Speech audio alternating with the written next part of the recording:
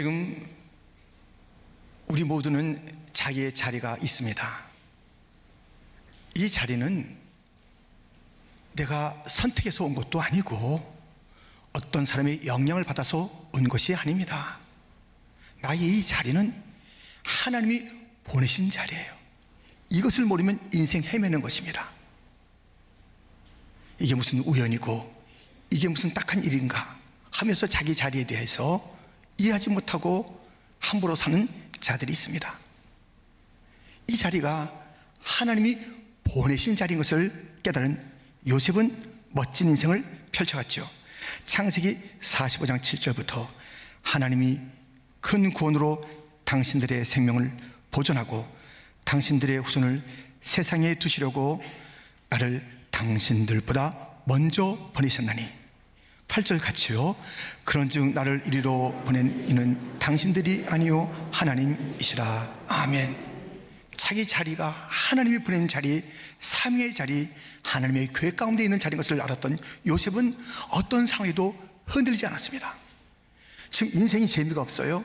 뭐 흔들려요? 답답해요?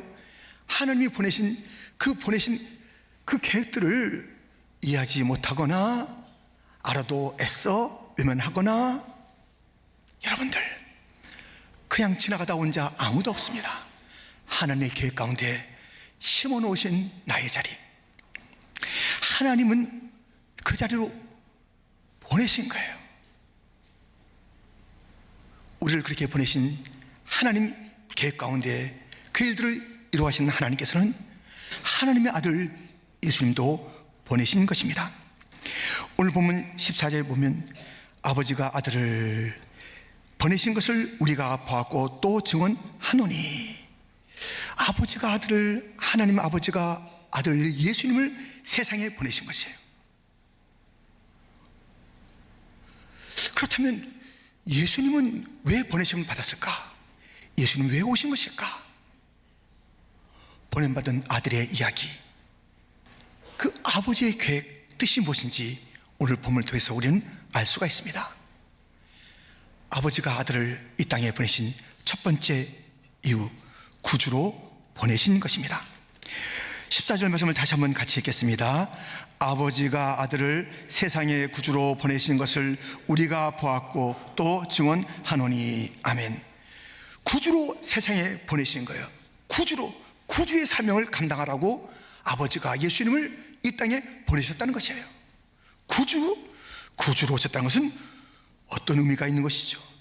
로마서 5장 8절에 보면 우리가 아직 죄인 되었을 때에 그리스도께서 우리를 위하여 죽으심으로 하나님께서 우리에 대한 자기의 사랑을 확증하셨느니라. 구주로 오셨다는 것은 우리의 죄를 담당하시기 위해서 십자가에 죽으시러 오셨다라는 것입니다. 그것이 바로 하나님의 사랑이었노라. 하나님의 사랑으로 예수님이 이 땅에 오셨고 이 땅에 오셔서 구주로서의 삶을 사셨는데, 그것은 우리의 죄를 위하여 십자가에 죽으신 그 삶이요, 그 죽으심이다. 그것은 하나님의 사랑 이야기야 하는 것을 우리는 로마서에서 오늘 본문에서도 계속 볼 수가 있습니다. 오늘 본문도 하나님의 사랑 이야기가 가득 차 있는 것을 보게 됩니다. 15절부터 보면 누구든지 예수를 하나님의 아들이라 시인하면 하나님이 그의 안에 거하시고 그도 하나님 안에 거하느니라. 하나님이 우리를 사랑하시는 사랑을 우리가 알고 믿었노니 하나님은 사랑이시라. 사랑 안에 거하는 자는 하나님 안에 거하고 하나님도 그의 안에 거하시느니라. 17절 같이 읽겠습니다. 이로써 사랑이 우리에게 온전히 이루어진 것은 우리로 심판날에 담대함을 가지게 하려 함이니. 구주로 오신 주님, 그것은 하나님의 사랑으로 온 구주였고 그 사역이었다는 것입니다. 사랑은 크게 두 가지가 있습니다. 그렇죠? 우리말로는 구별할 수 없는 그 사랑이 아주 상세하게 헬라어 가운데는 있으니, 큰 두 헬라어 사랑은 하나는 에로스입니다. 이 에로스 사랑은 사랑의 조건이 사랑하는 그 대상에게 있어요. 예뻐야 사랑해요. 매력 있어야 사랑합니다. 돈 있어야 사랑해요. 높은 지위에 있으면 사랑 플러스 존경까지 해요. 근데 이 문제는 뭐냐면 이 에로스, 상대방이 바뀌잖아요. 언제나 아름답나요? 안 그렇거든요. 언제나 돈 있나요? 안 그렇거든요. 아니 모습은 그대로라도 내 마음이 또 바뀌어요. 에이 뭐 예뻐 하면서 그 에로스 사랑은요 정말 춤추듯이 왔다 갔다 하고 흔들거리는 거예요. 오히려 그 사랑이 미움으로 바뀔 때가 종종 있고요. 아무튼 이 에로스 사랑은 조건적인 사랑이기 때문에, 사랑의 대상에 여러 가지 조건에 따르는 사랑이기 때문에 이것은 누구도 영원하다 할 수 없는 그런 사랑, 실망의 사랑. 필요는 하겠지만 이것을 신뢰할 수 없는 사랑입니다. 또 하나의 사랑이 있으니 아가페 사랑이에요. 이것은 상대방의 조건이 아닌 그 사랑하는 자의 의지에 있는 거예요. 의지. 예쁘지가 않아요. 죄인이에요. 참 하는 거 보면 딱해요. 그럼에도 불구하고 내가 너 사랑할 거야. 이 의지적 사랑은 바뀌지가 않아요. 변하지가 않아요. 언제나 뜨거운 그 사랑입니다.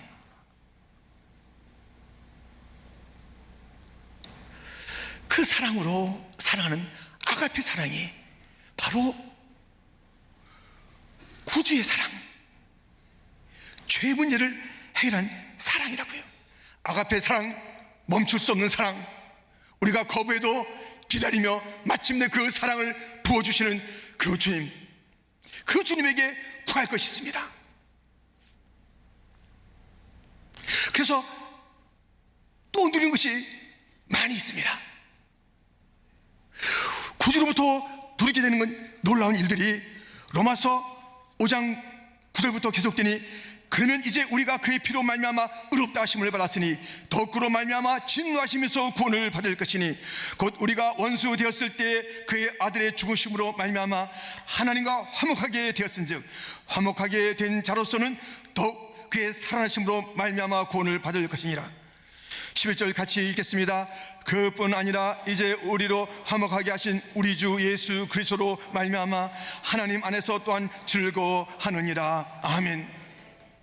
죄의 짐, 죄의 문제가 해결됐습니다. 우리가 의로워진 것입니다. 진노에서 다 구원받고 벗어나게 됐습니다.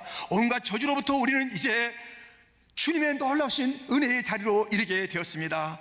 거기에는 구원이라는 이름을 가지고 있고 하나님과 화목이라는 이름을 가지고 우리가 그 시간들을 누리는 것입니다. 그 축복을 누리는 것입니다. 그런데 우리가 어떻게 살아야 된다고요? 즐거워하며 살아야 되는 것이에요. 기뻐하며 살아야 되는 것이에요. 우리 구주를 만난 자는요 기뻐하며 사는 것이에요. 그래서 우리는 이렇게 부르죠. 기쁘다 구주 오셨네. 할렐루야. 기쁘시죠? 이제 놀라긴 했지만 안 기쁘세요? 예. 기뻐요, 기뻐. 그래서 우리는 정말 이 신앙생활을 딱하게 해서는 안 됩니다. 딱한 자가 뭐냐면 신앙생활을 무슨 의무로 하는 것처럼 아주 힘겹게 하는 사람들을 보게 돼요. 정말 그건 이해가 할 수 없는 거예요. 우리 하나님이 이해 안 하셔요. 내가 너의 가장 근본적인 문제인 죄 문제, 그리고 인생의 모든 문제에 내가 다 짊어지고 구주에게 맡기라고. 그리고 너는 나와 함께 화목하는 거야. 나와의 관계가 이제 다시 회복된 거야. 이제 너의 삶은 이제 즐겁고 기쁜 거야.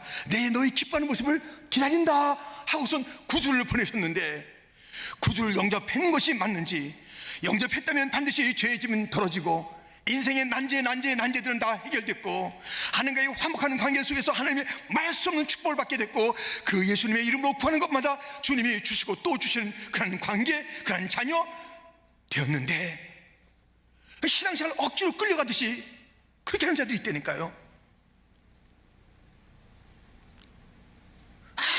예배 나와줬잖아요. 이번에 연말 돼서 행복의 최대 나오고 지금 2번째 나왔어요. 전사님 기억하세요?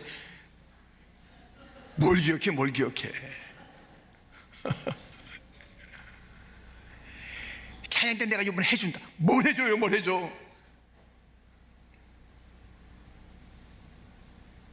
여러분들, 우리는요 어떤 일이든지 이 구원의 구주를 만난 그 자들은요 또 불날 노래가 있습니다.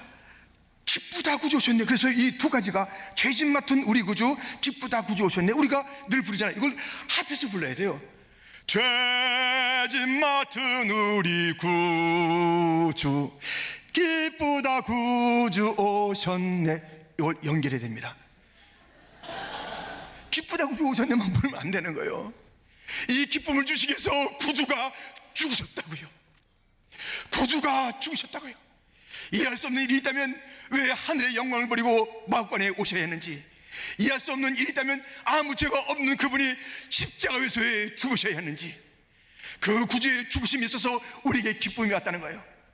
그런데 죄짐 맡은 우리 구주는 노래하는데 기쁨이 없는 그것은 또 무엇입니까? 무엇이냐고요? 우리의 구주는 죄짐을 맡아주신 우리의 구주, 우리의 구주는 기쁘다 구주 오셔서 만백성이 찬송할 그분. 그래서 우리는 이 두 개를 잘 이어서 불러야 돼요. 다시 한번 제가 죄짐 맡은 우리 구주, 기쁘다 구주 오셨네. 오늘 찬양 가만 들어보니까요, 처음엔 장엄하게 시작하다가 나중에 화력이 좀 바뀌더라고요. 우리는요 정말 장엄하게 죄짐 맡은 우리 구주, 화려하게 기쁘다 구주 오셨네, 이 찬양이 함께 주 앞에 올려질 때 우리 주님께서 아들을 구주로 보낸 그 반응을 볼 수 있는 것이니, 아니 아버지가 아들을 어디 보낼 때 좋은 데 보내잖아요.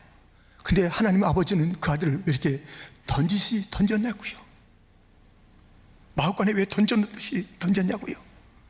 그 험한 길 가는 걸, 그 골고다 올라가는 걸 나를 어찌 버리셨냐고 했을 때 돌아보지 않는 아버지, 그것은 우리에게 구주가 되시사 죄짐을, 구주가 되시사 기쁨을 주시기 위한 하나님 아버지의 아들을 버리심 안다면 우리는 죄짐을 주 앞에 또 내려놓고 기쁘다 구주 오셨네를 목놓아 외쳐야 할 줄 압니다. 아버지께서 아들을 보내신 이유, 구주로 가라, 구주의 사역을 위해서 보내셨습니다. 두 번째, 본으로 보내신 것입니다. 부전자지라는 말이 있습니다. 아들이 아버지를 닮아가는 거예요. 닮아가는 거예요. 아들이 아버지 본을 보고 살아가는 것입니다. 그래서 아버지하고 아들이 집에 있는데 띵동 소리가 났어요. 그 아들이 물어봐요. 누구세요? 근데 목소리를 들어보니까 외상값 받으러 온 거예요. 그러니까 아버지 깜짝 놀라가지고 얘야 아빠 없다고 그래라 그랬어요. 그랬더니 또 얘가 너무 또 애가 반듯해가지고 가서 우리 아빠가 없다고 그러는데요. 지금 거짓말하는 아버지 닮아가는 아들을 아십니까? 보는 대로 닮아간다고요. 언젠간 거짓말 한다고요. 술주정뱅이, 그 집에서 술주정뱅이가 나오는 거예요. 물론 대역전의 일들이 복음 안에서 있는 것은 분명합니다만, 아이고 내가 자랄 때 보니까 우리 아버지는 엄마는 늘 때려, 집안 살림 다 때려부셔, 난 저렇게 안 살아야지. 자기 부인 자기 때리고 있다니까요. 본대로 아닌 본대로. 무섭습니다. 본다는 것, 본받는다는 것 너무나도 무섭고 어이없는 일들이 많아서 이 세상에 살아가는 인생들에게 가장 바른 본을 보이시기 위해서 하나님 아버지는 그 아들을 보내신 것이에요. 오늘 본문 17절 하반절에 보면 주께서 그러하심과 같이 우리도 이 세상에서 그러하니라. 주님의 그러하심과 같이 그 본을 보고 우리도 그렇게 살아야 된다는 것이에요. 하나님께서 예수를 보내신 이유는 세상의 모델로서 삶의 그 기준이 너무 없어요. 벌고 따를 만한 자들이 없어요. 그래서 우리 주님께서는 예수를 보내서 그 본을 보고 살라고 우리에게 보내주신 것입니다. 예수님 본을 보고 살아야 됩니다. 무엇보다도 예수님의 겸손함을 본받아야 되겠습니다. 요한복음 13장 14절 15절 보면 내가 주와 또는 선생이 되어 너희의 발을 씻었으니 너희도 서로 발을 씻어주는 것이 옳으니라. 내가 너에게 행한 것 같이 너희도 행하게 하려 하여 본을 보였노라. 우리 주님께서 이 본을 받으라는 것이에요. 무슨 본이에요? 제자들의 발을 씻는 것이에요. 발을 씻겨서 어떻게 해야 돼요? 낮아져야 되는 거예요. 자기의 깨끗한 손으로 더러운 발을 만지며 뭐 냄새가 있겠고 더러움이 있겠고, 그런데 자세조차 낮춰야 되는 거예요. 가장 낮은 자, 그 모습이 발을 씻는 것인데, 예수님께서 야 너희들 서로 발 씻어줘, 겸손하게 좀 살아라 하시는 것이 아니라 그대로 본을 보시면서 이렇게 해라. 겸손의 주님, 겸손의 극치는 성육신, 하늘의 영광을 버리고 이 땅에 오신 우리 예수님의 겸손을 본받으라는 것입니다. 낮은 자리에 임하라, 겸손의 자리에 임하라. 그 자리가 은총의 자리다. 그 자리가 기적의 자리다. 높아지고자 하는 자는 낮아질 것이요, 낮아지는 자는 높아지리라. 이 교만은요 반드시 패망으로 이끕니다. 사울이 처음에는 겸손한 듯 하다가 왕이 되고 나서 얼마나 교만한지, 그의 생애와 그의 가정은 점점 망하는 대로, 이 다윗은요 그 왕이 됐잖아요. 너무 어려운 가운데 왕이 됐는데, 왕이 되고서 부른 노래가 있습니다. 왕이 됐으니까 야 이 왕한테, 이 다윗한테 너희들 납작, 이게 아니에요. 왕이 됐는데 이런 노래 부르더라고요. 왕이신 나의 하나님, 내가 주를 높이고 영원히 주의 이름을 송축하리이다.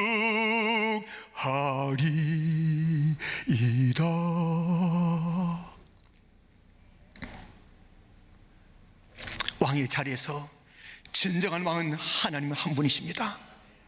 겸비했던 다윗의 집은 점점 흥황하였더라. 망하고 싶고 집안까지 다 망치고 싶다면 교만하시면 돼요. 하나님의 왕권을 넘보면 되는 거예요.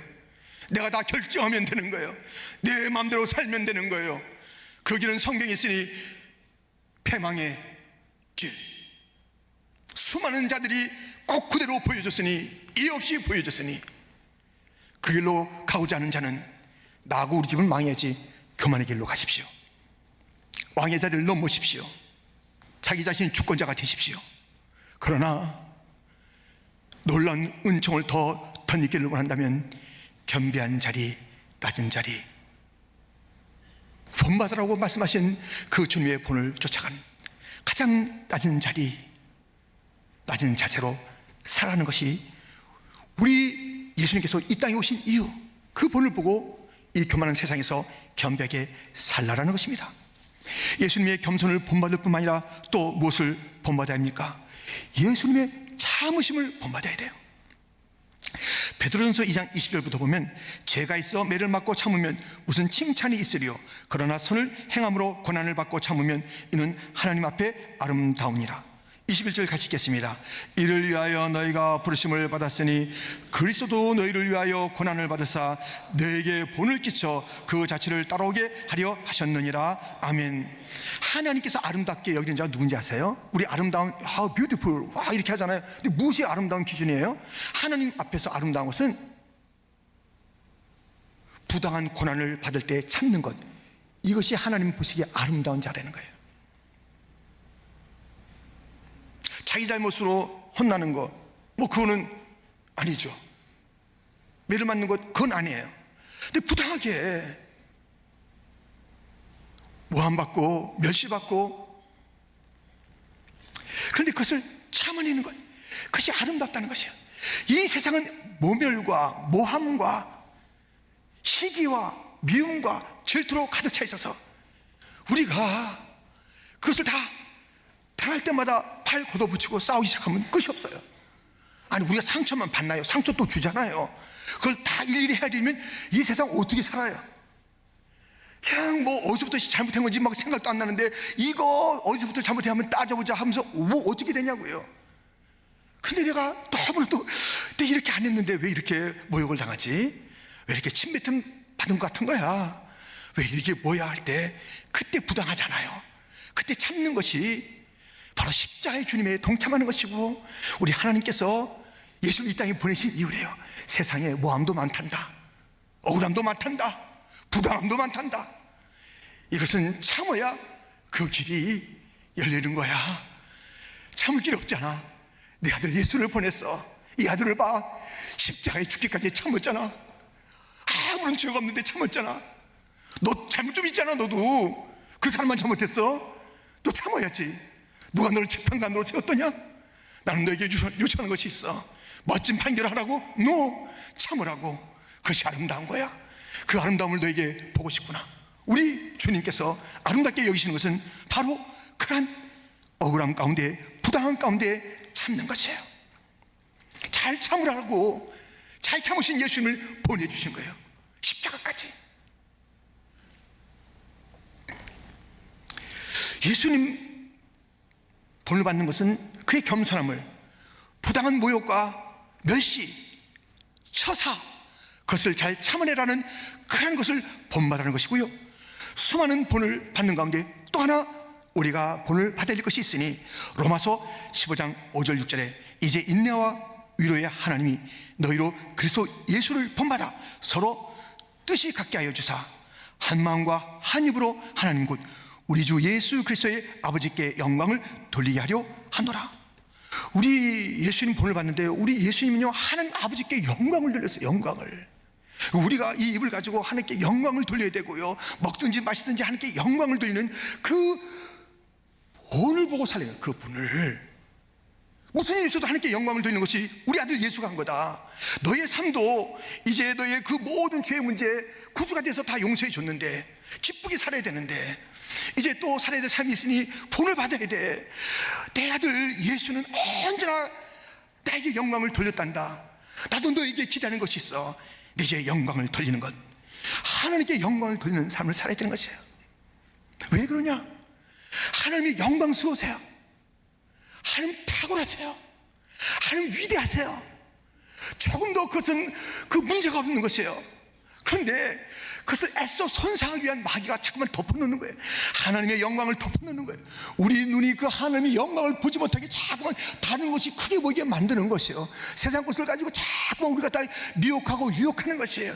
우리 마음속에 엉뚱한 것을 집어넣고 하나님의 영광으로 가득한 그 뜨거운 그 감사가 속에서부터 오르지 못하게 나오자 그냥 불평이 나오게 만들고, 맞아 뭐 이거 아니잖아 하면서 대수롭지 않게 여기고, 하나님의 영광이 뭐 하면서 사람의 영광을 더 구하고, 자기의 명예를 더 구하고, 더 그것을 참을 수 없어 하고, 하나님의 영광이 손생됐는데 그 일이라는 거룩한 풍노는 갖는 자가 너무 찾기 힘들고, 자기의 조그만 그 명예에 이루어지면 누구지 알고 나한테 이래. 갑자기 회장하던 자가, 갑자기 목사의 일을 보던 자가, 장로라는 일을 가졌던 자가 갑자기 얼굴이 달라지면서 너 나 누군지 좀 이리 나와봐. 막 예배당 나갈 때 끝에 막 끌고 가서 팔 꺾고. 무섭습니다.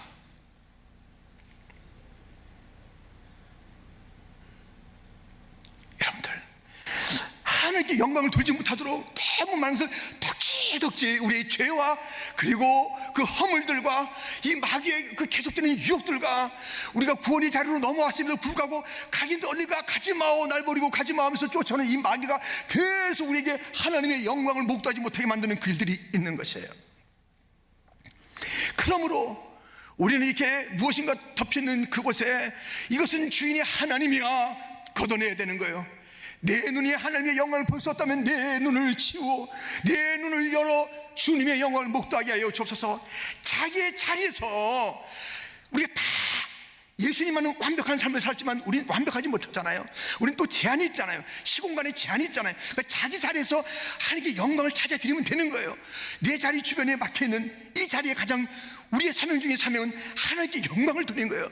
뭔가 덮여있는 것을 걷어내야 되는 것이에요.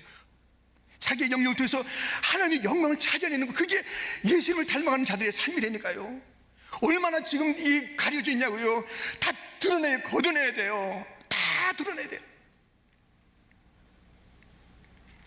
하나님 아버지의 영광이 가려있는 이 삶 속에서 하나님이 얼마나 위대하신 분인가, 하나님이 얼마나 탁월하신 분인가, 하나님이 얼마나 온전하신 분인가, 하나님의 창조, 하나님의 섭리, 하나님의 구원, 이것이 얼마나 놀라운 일들인가를 우리가 노래하고, 우리가 그려내고, 우리가 표현하고, 그 심장을 가지고 우리가 삶을 살아내고, 그래서 나를 드러내는 게 아니에요. 나를 위한 삶이 아니라고요. 먹든지 마시든지 그 순간 속에서도 하나님의 영광과 직결된 삶을 살아내야 하는 것입니다. 내 먹는 것이 어떻게 하나님께 영광이 되는 것인지. 주님 감사합니다. 이 콩 하나에도 주님의 사랑이 천천만만 담겼습니다. 쌀 하나에 88번의 농부의 손길이 있고 눈물이 있다 하는데, 우리 주님의 사랑, 그 사랑으로 이 한 톨 이 쌀이 나한테 왔는데, 밥풀이 여기에 할 수 없는 밥이 올라왔군요. 쌀알이 올라왔군요. 먹으면서 눈물 흘려야 되는 거 아닙니까? 이 한 줌의 밥을 주신 주님 앞에 감사와 찬송이 식사 중에도 있어야 되는 거 아닙니까? 어떤 사람은 식사도 기도도 안 하고 먹어요. 그러다 애들한테 걸립니다. 아빠 왜 안 해? 날마다 우리에게. 으이쿠, 여러분들 감사가 없고 당연하지 여기는 거예요. 참 은혜도요, 계속 주어지면 당연한 줄 알아요. 사람들이 아주 권리인 줄 알아. 먹는 게 권리인 줄 알고. 다 은혜인데, 은혜 아닌 게 없는데. 그래서 우리의 그 모든 영역을 통해서 그 하나님께 영광을 돌려, 자기의 재능 가지고요, 자기의 그 자기 현실, 하여튼 그게 어떤 재능, 그것을 통해서 하나님께 영광을 돌리는 거예요. 이것을 위해서 우리 주님께서 본으로 오셨고, 어떤 일이든지 하나님께 영광을 돌리는 그 삶을 살아가셨고, 우리가 그 뒤를 따라가야 하는 것이에요. 그래서 우리는 예수님을 본받는 그 본으로 모델로, 롤 모델로 우리 예수님을 보내주셨는데, 겸손한 예수님, 그리고 부당한 것을 참아내시는 예수님, 어떤 상황에서 하나님께 영광을 돌리는 그 예수님을 본받아가자. 이렇게 해서 우리가 첫 번째, 예수님께서 이 땅에 하나님의 보내심을 받은 그 이유는 구주로 오셨다. 그래서 죄짐 맡은 우리 구주 기쁘다, 구주 오셨네. 그리고 본을 보이러 오셨다. 우리에게 겸비하게 살라라고, 부당한 것을 참으라고, 하나님께 영광을 돌리라고 이렇게 오셨다. 그래서 본을 보이시는 것과 구주 되심, 이 두 가지예요. 목사님은 통상 요즘 2대질 하니까 3대질은 없을 거예요. 3대질 없습니다. 근데 설교 아직 안 끝났습니다. 여러분들 이제 끝나려고 잠깐만 성경 덮으려고 그러시죠? 아직 안 끝났습니다. 또 남았습니다. 무엇이 남았는가? 하나님의 아들을 보내신, 구주로 보내신 그 일과 본을 받으라고, 예수님도 본받으라고, 바울도 내가 그리스도를 본받는 것이 너희도 나를 본받으라, 이 본받는 것은 너무 중요하단 말이죠. 그런데 이거 순서를 바꾸거나 하나를 때리면 안 돼요. 여러분들 아주 철학가들, 꽤나 좀 안다는 사들에게 그래요. 아유 그래요? 예수님 복음자랑 그러세요? 예수님 참 좋은 분이에요. 예, 나 그 예수님 그 사랑을 내가 좀 잘 실천하고요, 또 실천할게요. 마음이 착하시네. 예, 그러니까요 너무 염려하지 마시고 내가 바르게 살 테니까요 이제 돌아가시죠. 이거 사악한 일입니다. 예수님을 구주로 먼저 모시지 않고 반듯하게 살겠다고요? 무슨 반듯하게 살아? 그 삶이 어떻게 반듯해요? 구주가 먼저예요. 구주가 먼저.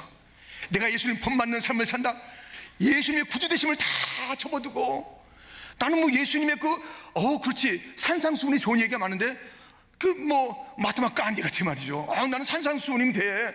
예수님의 구원, 그건 그게 무슨 이상한 얘기야. 이건 우리 인생이 얼마나 풍요하게 산대.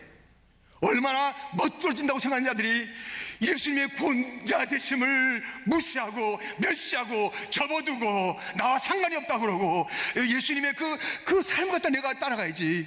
아닙니다. 구주이신 예수를 모르면 안 되는 거예요. 구주이신 예수를 갖다 영접하지 않으면 안 되는 거예요. 구주 예수님을 노래하지면 안 되는 거예요.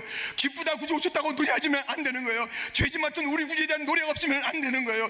그리고 좋은 삶을 살겠다고요? 그건 휴머니즘이에요. 이 세상에서 살아가는 어떤 누구든지 살아가는 방식이에요. 그리고 구주신 예수를 모르면 본받는 거 잘 못 본받아요. 성육신의 본을 어떻게 받아요? 그 겸손의 차원을 어떻게 본받아요? 이 십자가의 고난을 어떻게 이해해요? 어떻게 이해하고 그 아프고 아파도 십자가 주님을 생각하고 내가 참고 견뎌야지. 한 발자국 두 발자국 주님 가신 걸음걸음 십자가의 그 길을 나도 가게 하여 주옵소서. 웬일입니까? 나로 십자가에 동참시키시는 주님 웬일입니까? 십자가 차원의 생는 것이 있나요? 세상에는 없어요. 십자가를 몰라요? 도성인신, 성유신, 인카네이션 몰라요. 세상은 알 수가 없어요. 그러니 어떻게 겸손도 어떻게 고난도 참을 수 있다고요? 세상의 삶의 방식에서 하나님께 영광을 돌려잡이 어디 있냐고요? 그러므로 구주 되심을 믿는 자, 고백하는 자, 그들만이 주를 본받을 수가 있는 것입니다. 구주 없이 나는 예수님 본받고 산다는 것은 거짓말입니다. 고로 제가 말씀드려도 사악한 일입니다. 우리 주님을 주님으로 보지 않는 하나님의 도전하는 그런 태도가 구주 없이 착하게 살고, 그러니까 그런 질문이 많이 나오잖아요. 이순신 장군은 세종대왕은 전쟁에도 이겼고 한글도 창제했으니 착한데 천국 가나요? 묻지 마세요. 예수 믿어야 천국 가는 거예요. 쓸데없는 생각도 하지 마세요. 이상한 질문 던지지 마세요. 예수 믿느냐 천국, 안 믿느냐 지옥. 하나님께 주신 그 기준밖에 없는 거예요. 윤리적으로 살면 가능하나? NO. 예수를 이렇게 우리가 정말 구주로 생겼는데 본을 받는 삶이 없는 거예요. 그 뒤따르는 것이 없는 거예요. 이건 바리새인도 아니고 뭐예요? 이 시대 바리새인 맞네요. 잔뜩 지식이 있는데 삶이 안 따르는 그런 일들이 있는 거예요. 우리가 예수님이 구주라면 나의 삶이 바뀔 수밖에 없어요. 나 같은 죄인을 용서하신 그 주님을 내가 만났다면 나의 삶이 뒤집어지는 것이에요. 옛날처럼 살 수 없어요. 이전처럼 살 수 없어요. 예수님을 구주로 모시고 난 자는 예수님의 발자취를 따르지 않을 수가 없는 거예요. 예수님, 지난 나의 모든 삶의 발걸음이 우왕좌왕이었습니다. 주님을 만나고 난 다의 이 걸음을 보시옵소서. 주님, 부족하고 어떨 땐 더디더디한 것 같았지만 어떨 땐 멈춤거리는 것 맞지만 주님 따라온 길 맞지요? 주님 손잡고 갑니다. 주님요, 이 손을 꼭 잡고 가소서.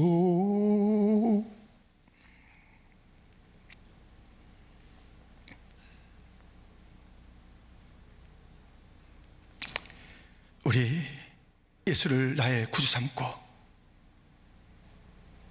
우리에게 주어진 그 일들을 잘 감당하다가 천국 갔으면 좋겠어요.